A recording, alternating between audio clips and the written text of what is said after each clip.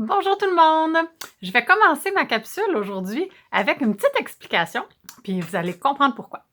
Alors, j'aimerais expliquer, on peut lire ici, qu'avant, Brigitte, elle avait les cheveux rouges. Mais maintenant, Brigitte a les cheveux bleus. Fait que pourquoi est-ce que j'ai fait cette petite histoire-là? C'est un peu pour démontrer quelque chose par rapport au niveau sensoriel. Je vous ai parlé la dernière fois du toucher. Je vais vous parler de la vue aujourd'hui. Pour certaines personnes autistes, ils ont aussi la sensation différente par rapport à la vue. Donc, par rapport à mes cheveux qui sont rendus bleus, pour certaines personnes autistes, même qu'ils me connaissent bien, auraient pu ne pas me reconnaître.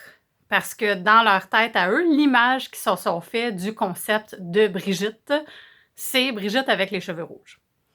Et là, Brigitte a les cheveux bleus. Donc, d'aller expliquer clairement que c'est vrai qu'avant, Brigitte avait les cheveux rouges, mais que maintenant, Brigitte a les cheveux bleus, et ça reste Brigitte. Brigitte reste la même personne, sauf que les cheveux ont changé.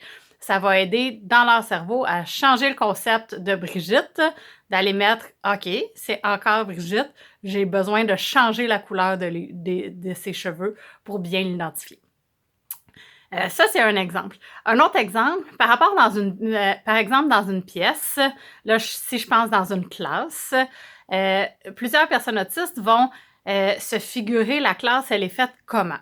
Donc, quand ils rentrent, ils savent, il y a un porte-manteau ici, il y a la plante à droite dans la troisième fenêtre, les bureaux sont placés de telle façon.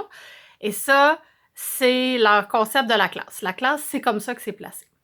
Alors, si un jour, le prof décide de changer la classe, même si c'est juste une petite chose, par exemple, il a arrosé sa plante, puis il trouve qu'il y avait trop de lumière, il a tassé la plante, il l'a mis ailleurs, c'est possible que la personne autiste soit fige, soit se désorganise, soit juste vive beaucoup plus d'anxiété sans nécessairement le dire, parce que pour lui, quand il est rentré dans la pièce n'était plus la même. Même si tout le reste était pareil, la pièce n'était plus la même parce que habituellement dans la classe, la plante, elle est à la fenêtre.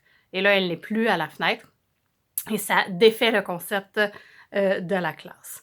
Donc, une bonne idée à faire, si vous êtes enseignant ou si vous êtes un parent à la maison, vous voulez faire des changements, vous le faites en présence de la personne autiste. Dire, aujourd'hui, on va changer les choses. Regarde, je prends la plante, aujourd'hui, je la mets là, pour telle raison ou pas. Mais de le faire avec la personne, ça peut certainement aider. Au niveau de la vue aussi, tout bouge beaucoup, un peu moins maintenant en confinement, là, mais tout bouge beaucoup, hein? On va dehors, il y a du vent, il y a des enfants qui courent. Je pense à la cour de récréation, je pense quand on est à l'université, on va manger à la cafétéria. Oui, il y a le bruit, mais il y a aussi le mouvement de tout ce qui bouge beaucoup devant les yeux. Et donc, c'est un autre côté de la modulation sensorielle, toute cette information-là qui rentre, que nous, neurotypiques, souvent, on va choisir d'ignorer. On est capable de focusser sur ce que je suis en train de manger, sur la personne à qui je suis en train de parler, etc. Mais pour plusieurs personnes autistes, il faut qu'ils gèrent toutes les informations qui rentrent. Alors, chaque enfant qui bouge, le ballon qui se promène par là, un cabaret qui tombe, chaque milli-information doit rentrer individuellement et être gérée avant de pouvoir continuer les activités normales. Alors, ça demande beaucoup d'énergie que nous, neurotypiques, souvent, on ne voit pas. Donc, c'est important d'en tenir compte. Si on va au centre d'achat avec une personne autiste, puis là, je parle pas juste d'un enfant, avec un adulte autiste qui est capable d'aller au centre d'achat, mais qu'il y a beaucoup de choses qui bougent, qu'il y a du bruit, la lumière, les néons, etc.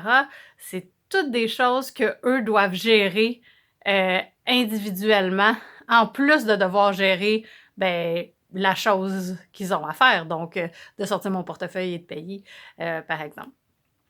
Donc voilà, c'était pour vous donner conscience de toutes les petites choses qui peuvent se passer dans le cerveau, tandis que nous, on s'en rend même pas compte, ça se fait tout seul.